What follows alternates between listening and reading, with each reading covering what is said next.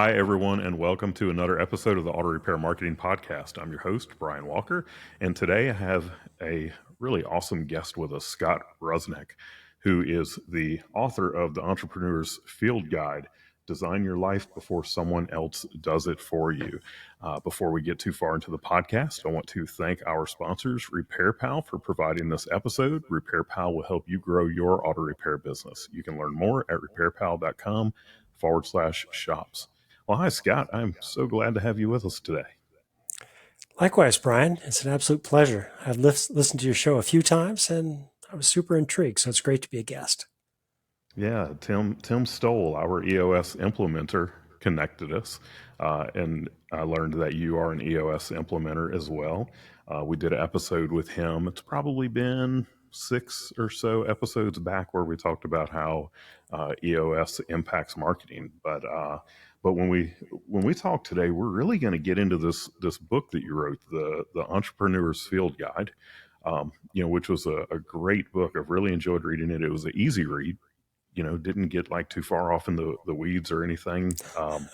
Just kind of like to the point, but some really great stories there and some great takeaways with some things that I think that our audience will be able to take these things and go implement them.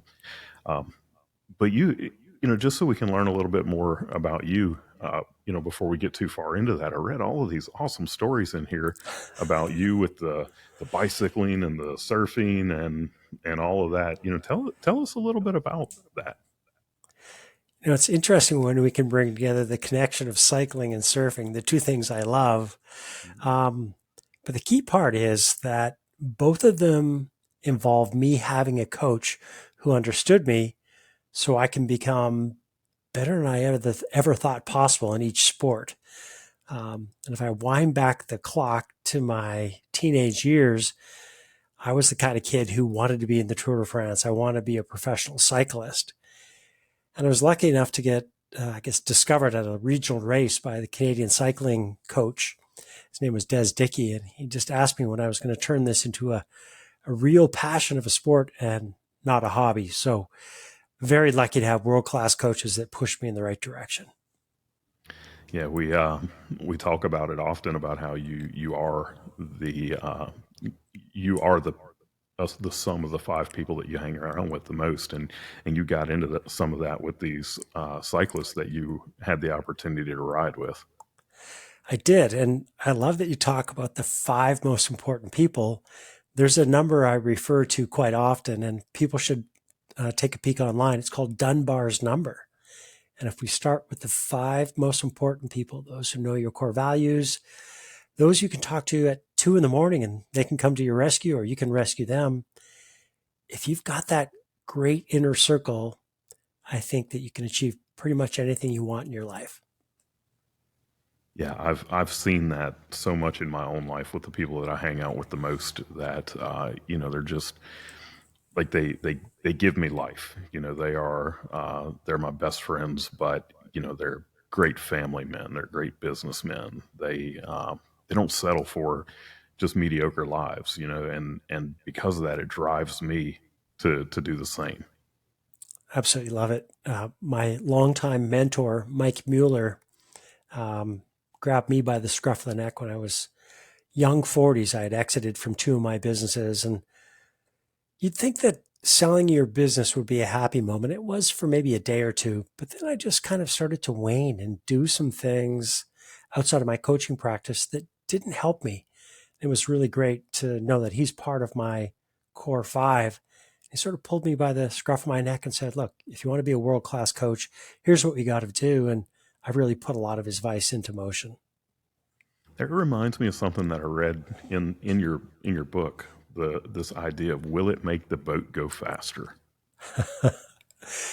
Well, my cycling coach came to me, and there's a couple of ways to look at it. He said to me back in my teenage years, if you take a look at everything you do in a given day and make decisions with this implementation intention in mind, you could say, will it make the boat go faster? Will it make the business grow quicker?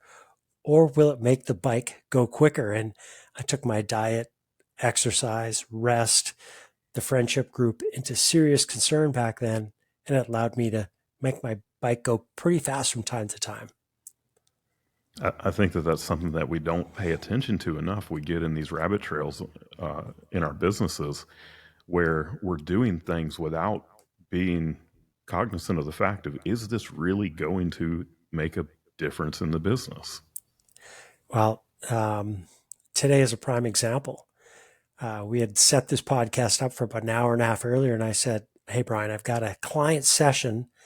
I should be okay with timing, but can we leave a 1 hour buffer?" I wanted to be respectful of your time and I wanted to be respectful of my client's time. And I think it made their business go better. And I was much more prepared to do this as well. So you've got to have those implementation intentions in your mind so you're making the right decisions throughout the day. Yeah. So speaking of the right decisions, another thing that I read in your book, we're huge on core values.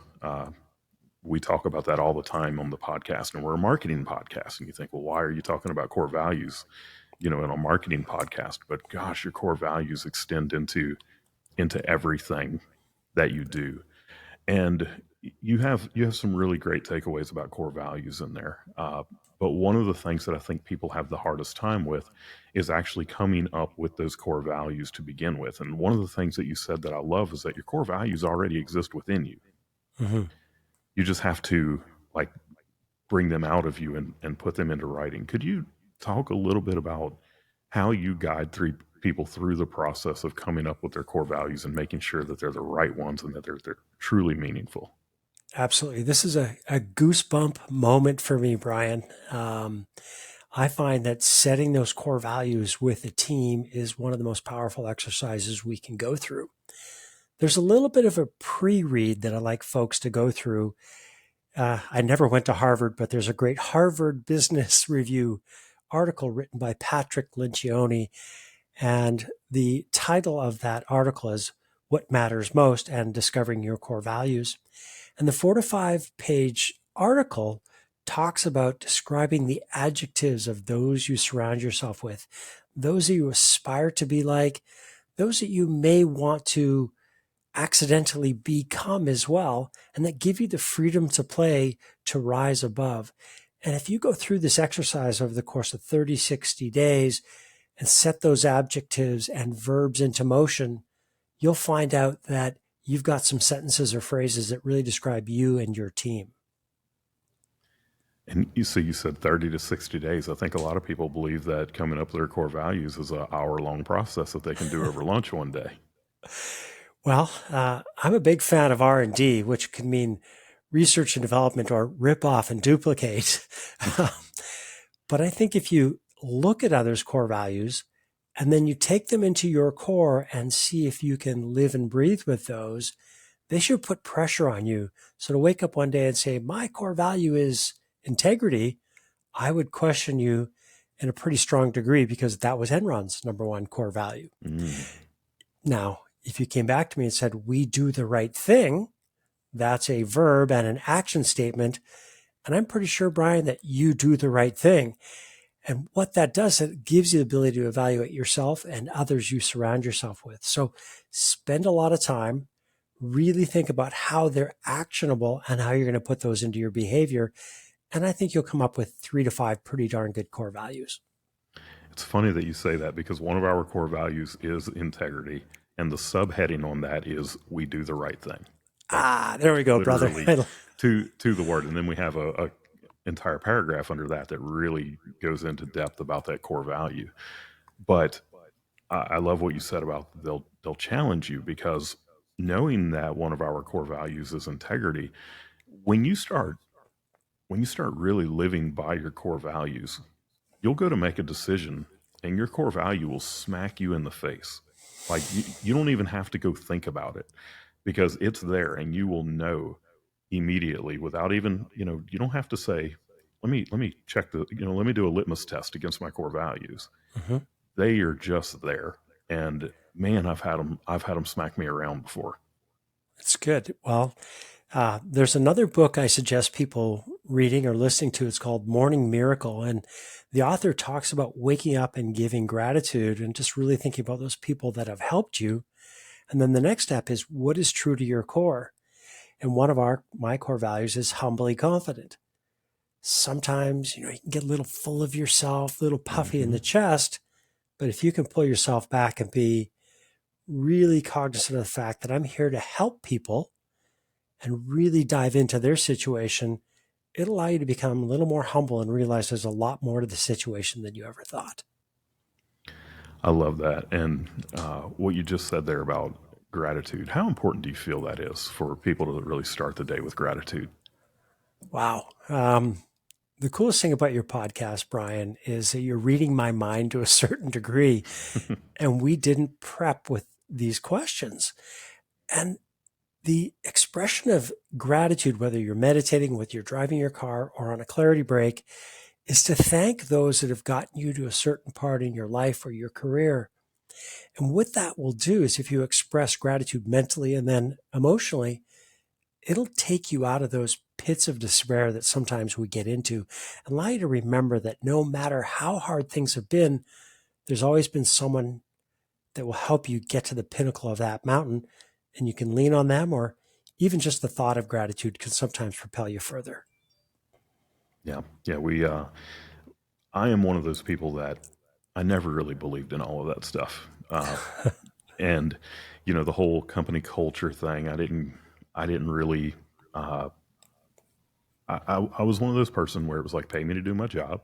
At the end of the Mhm. day, I'm going to go home, and if you paid me a fair wage for a great job, then I'm happy. And I didn't care about the culture and all of that, and like gratitude and all. I was always like, yeah, I don't really get into all that woo woo stuff. Mhm. But in my business, thank God I've had other people who really or do believe in those things. And as soon as I saw that stuff come to life in my business, that is when everything really started taking off. And one of the things that we do every single morning is what we call our stand up meeting, because when we used to be in an office all working together in one place, we would stand up so that the meeting didn't take too long. Yeah. And now of course we do it by Zoom because our team is fully remote. But uh, we we start off. Each person goes around and we talk about one thing that we're thankful for, or that we're grateful for that day, and then we talk about our top three priorities for the day. And it's really a great way to set the mood for the day by talking about what you're thankful for, because you can't be in a bad mood while you're talking about what you're grateful for. There you go, brother. That is perfect. You're a perfect business coach. And that's just the medicine that I think people need to put into their core today, is to realize that the people you surround yourself with, if they live and breathe with those core values, and they can call other people out by saying, hey, Brian, you really helped first with this client or in this episode, it just brings the team up. And it's not a kumbaya kindergarten exercise. This is real life stuff. We're adults really pushing through some hard challenges. So expressing gratitude with core values is number one. One of the other great things that I read in your book was this idea of the blue zone, green zone, red zone, and blackout. Uh, tell us about this. I'm a big believer that if you can plan your days, your weeks will flow nicely, and so will your year. And the one thing I thought about many years ago was that you need to start your day off with this open ocean. Just picture yourself on a beach looking across the ocean. There's no waves, there's no wind, it's just flat, it's just simple. And if you can wake up in the day with that kind of mindset that the world is yours and this is great horizon, possibilities become endless. During that blue zone, think about your core values, express gratitude to those that have helped you, and then slowly but surely start moving into your day. And when you go downstairs, you make yourself your cappuccino, you pet your dog or whatever it is, you start thinking of the day, slowly transition into something that I call the green zone. And this green zone is where you can take a look at, okay, here's the meetings I've got today. Here's my rocks, my most important priorities.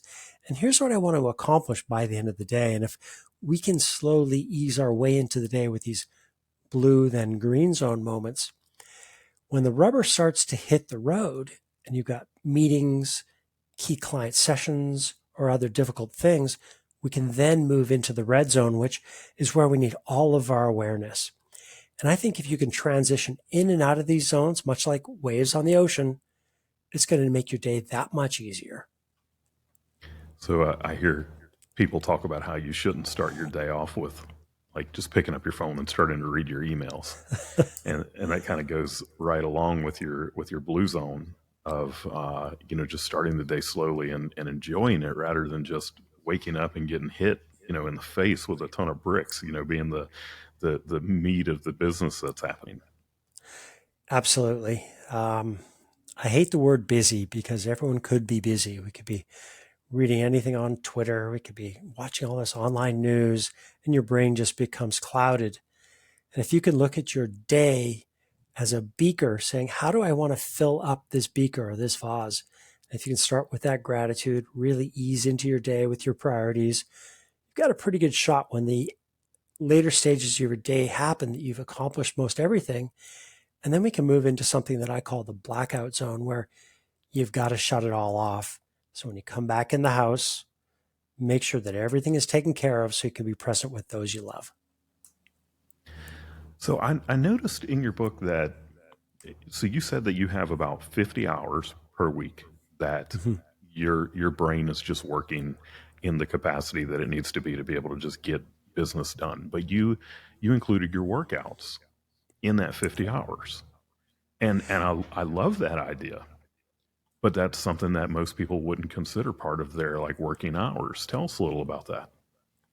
So, Brian, I treat my workouts as singular events. So I'm typically by myself, and the workout for me is a clarity break. And I schedule those things in so that I can ride my mountain bike, surf, go for a walk. And sometimes I do yoga, and my mind is at rest. And during these workouts, sometimes problems come into my mind. And it's a funny thing, after an hour or two, I come up with a solution. So I schedule these into my week intentionally, typically at least 4 of them a week. And yes, they're part of my 50-hour week. So you talk about a daily clarity break, a weekly clarity break, and then a is it a monthly or like a quarterly? It's a quarterly clarity break, and you've caught me on the back end of my quarter. Tomorrow, we're going on vacation for 2.5 weeks. We're headed to Brazil and Panama. And my wife and I have found that if every quarter we can spend some intentional time with one another, a couple of weeks, and not everyone needs to take a couple of weeks, but if we can get away and just be present with each other and try to turn it off, we're that much more ready for the rest of the year or the next quarter that's coming up. Yeah, I find that that's when the solutions to all of the problems in my business tend to come to me is when I have really gotten away from it.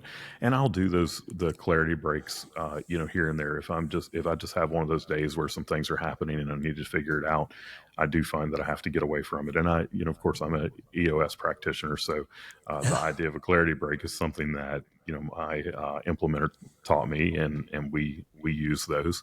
But it's the big clarity breaks, the not the hour that I take during lunch. It tends to be those ones that when we get away from the business and can really calm our minds, that solutions to problems just start coming to me. It's an incredible thing. I think it was Henry Ford that said the hardest thing for a human being to do is to actually just think and to get in a spot where there's not a lot of noise. And you mentioned lunch. Hey, lunch can be a great clarity break, just as long as we're not at the diner and there's a million people coming at us.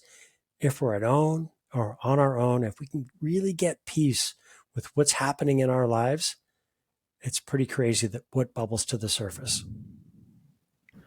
So you also talked in your book about minimizing distractions, that you purposely have a small home minimalist. It's in the minimalist style. It's been designed so that you don't have to do a lot of yard work and all of that. How has that impacted you? This is a tricky part because some people might think I live in a utopian state. I don't. I don't come from a privileged background. I certainly don't. I had to work for everything I got.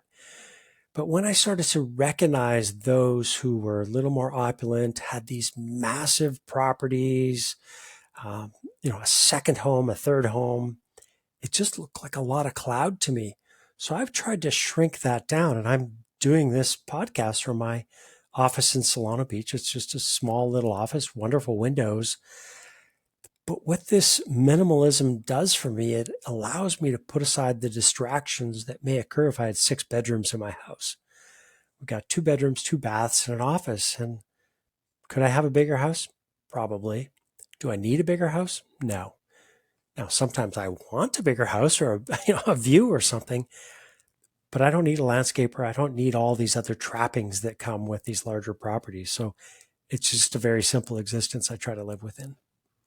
I'm beginning to think that people who decide to live like what you're talking about are much smarter than me, because I'm sitting over here on 8.5 acres with a 3,000 square foot house, a shop, and I'm in the middle of building a pavilion in the backyard. And I have a lot of projects going on, and it is really starting to impact me in a bad way. All of the things that I have going on. I mean, just cutting my grass. Now, that being said, we call it tractor therapy, Yeah. but I do love getting on my mower and just going. But I mean, it's 3 hours to cut my grass on a large, fast mower, and then all of the projects. It's just it's getting overwhelming, and it's time for me to calm it down. So I love that idea, and I have a feeling that I will probably end up being that person one day, where it's like, okay, let's simplify some things a lot. Well, so this is a tricky one. Last week in Denver, we had all of our EOS coaches come together, and I did a talk based on my book. And there were a couple coaches, late 30s, mid 40s, like, Scott, look, I've got 3, 4, 5 kids. I've got this big house. I've got this property. What do I do? Do I sell it all? I'm like, no, don't sell it all.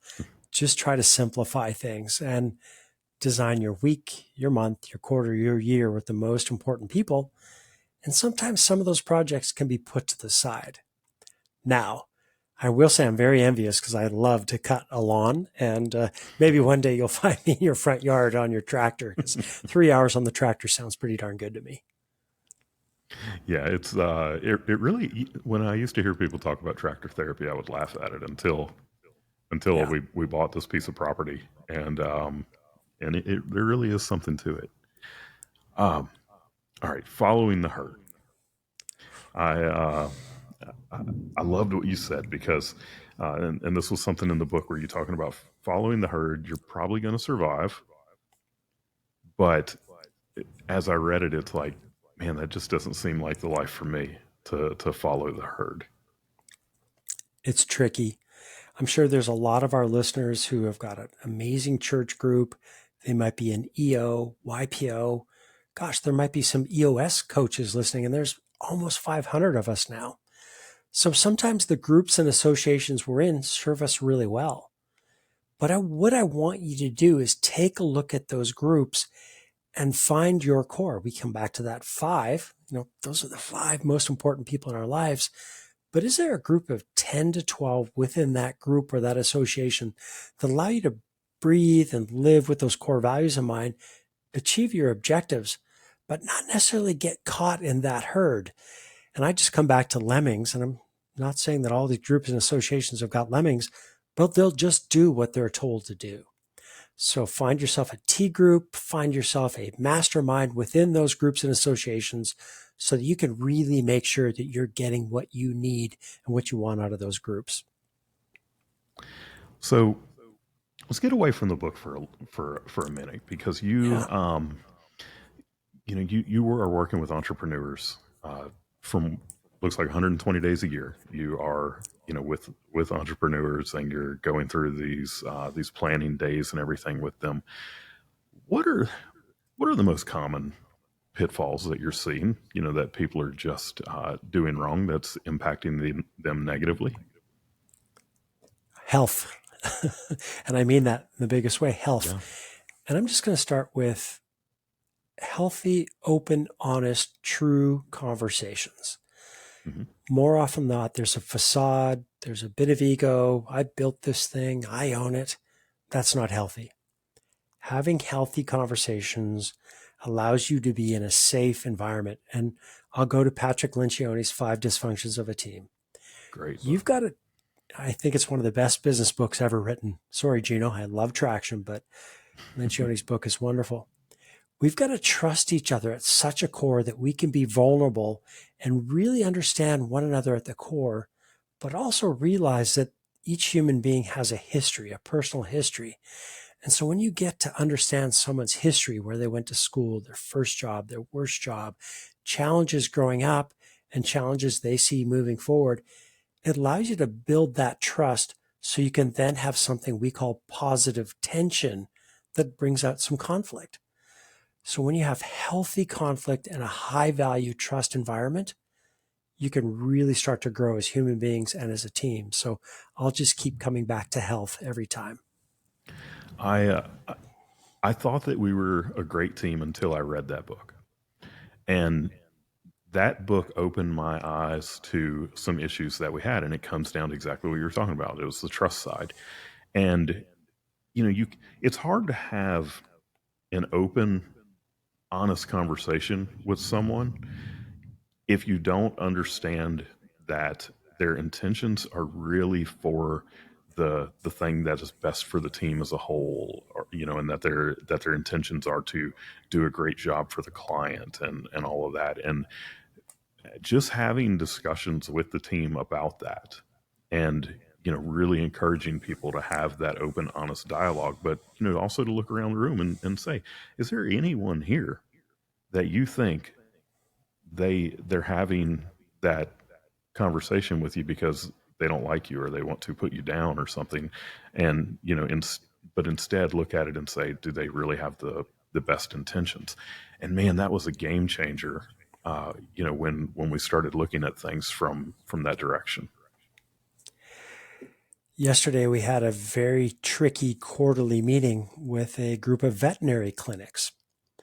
And where my head is going is it's something I learned from these people about a year ago. And the owner, she said to me, Scott, I want you to understand that the veterinary world, these medical doctors, they have the highest uh, rate of suicide in any profession. And I was kind of taken back, wondering, well, how could that be? She said, well, it's the human animal connection. It's really hard to get that human animal connection, but then you put the owner or the kids into the equation that have got pressure on you to fix this animal that can't speak. And these doctors are under a ton of pressure. So every time we open a meeting, we talk about team health, mindset. How are you doing? What did you do well? What can you do better? And do we have clarity with the person, the human being that is having you take care of their animal? So back to those core values and being really open and honest, it's allowed us to have some really tricky conversations with some people that might be dealing with some deep issues in their heads. Yeah. So any any last words, you know, for our listeners? Make sure you're working with people you love working with, and make sure that you're living intentionally, but ensure that every day you've got a purpose to ensure those you touch, you leave them in a better place than you found them. Awesome. All right. So for those who are listening, Scott's book is The Entrepreneur's Field Guide. Design your life before someone else does it for you. And you know what? I'm reading that and we just can't stop yet. We can't stop because the subtitle of the book there, the design your life before someone else does it for you. I'm reading that and realizing we really didn't even go there in our discussions, and we have to. So forget what I said about any last words. Let's talk about that for a minute. This idea of designing your life. You've designed your life. You've obviously designed your life, and I know that we've hit on a lot of these things here. But you know, the idea of the blue zone, green zone, red zone, the you know the minimalist house, and all of that. But Yeah. from a 30,000 foot view, we if we if we're not careful about it, we will live a life where we are accomplishing everyone else's goals but our own. And designing our lives. And I want to talk about what I've done as well. But tell us about designing your life. Well, we've already talked about core values, and I think that's the number one and most important design element. Know who you are at your core with your values.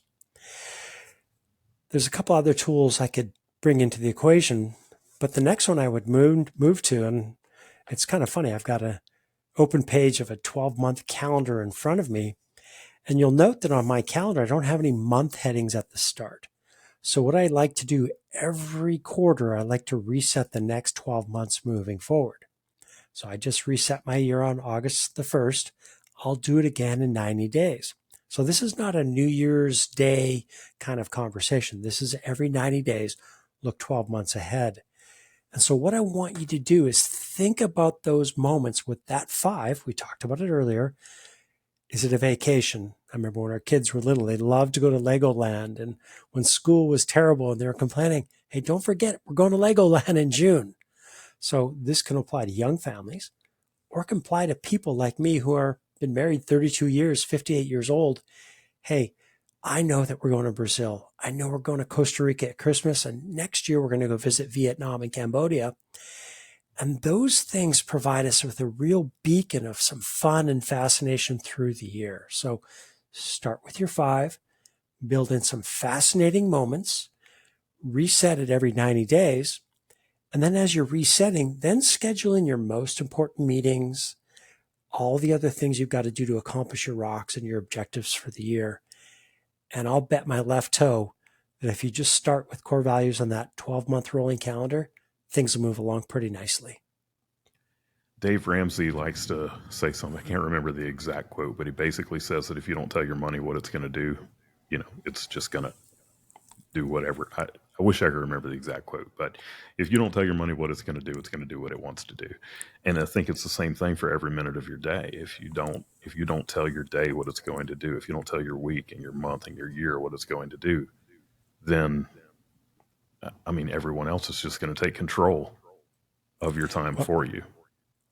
I But I say, oh, sorry, Brian. no, go ahead. Go ahead. I absolutely love the Ramsey connection. I have deep respect for him and what his entire community has done. That's a place where folks should look as well. And I really believe that as human beings, if we can design that year intentionally, you can get everything you want. Yeah, yeah. The episode that I recorded before this one, it should come out right before this one. It's an episode with Coach Nate Bailey. We Hmm. went over this idea of what do you really want, because I don't think that most people even know what they really want. They know what society tells them that they should have. They know what they think is possible, which is usually way less than what's actually possible. Um, but if they really took the time to dive in and figure out what it is that they truly want in life, then they could take their life and design it so that they can accomplish those things. At a young age, I had the misfortune of losing an awful lot of friends, way too many friends than someone at a young age should. And I remember watching the parents weep, knowing that they had their sons and daughters had so much more potential. Don't wait for a funeral to design what you want. Start living it now. I'm not saying you need to throw everything to the wind, but start designing it now because tomorrow is too late. It's powerful. All right. Well, Scott, what? So your book is available on Amazon. But what is the best way for people to interact with you? My website is really simple, scottrusnak.com. There's a contact form if they want to have a chat or jump on a Zoom call. I'd be happy to coach them through a few things about designing their lives, or if they're looking for an EOS coach that's done this, worked with several hundred clients, I'd be thrilled to talk to them as well. Great. Well, I will have those links in the show notes. For those of you who are listening, I appreciate you being here today. I hope that you will come back and listen again next week. Remember that we are just one of 5 podcasts on the Aftermarket Radio Network. You can find the others at aftermarketradionetwork.com. I want to thank our sponsors, Repair Pal, again. Uh, and I hope that you'll listen again next week. Until then, go fill those bays.